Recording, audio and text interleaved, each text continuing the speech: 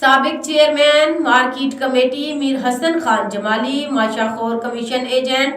سبز علی راہجو، اللہ بخش مینگل، علی حیدر سولنگی اور علی حیدر جمالی کے ہمراہ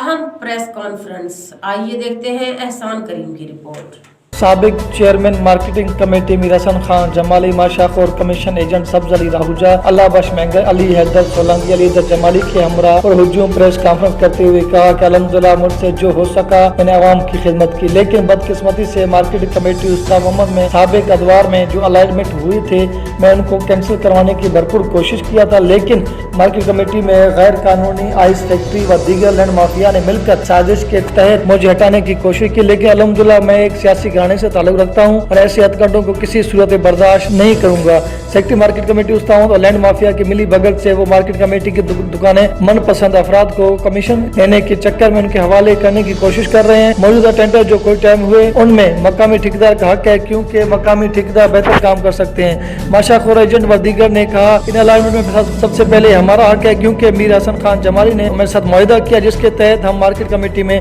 شفٹ ہوئے۔ یہاں شدید سردی میں ہمارے سبزی فروٹ کوئی سہولت میسر نہیں، اگر ہمارے مطالبہ تسلیم نہ کیے گئے تو ہم مارکیٹ کمیٹی چھوڑ کر واپس چلے جائیں گے۔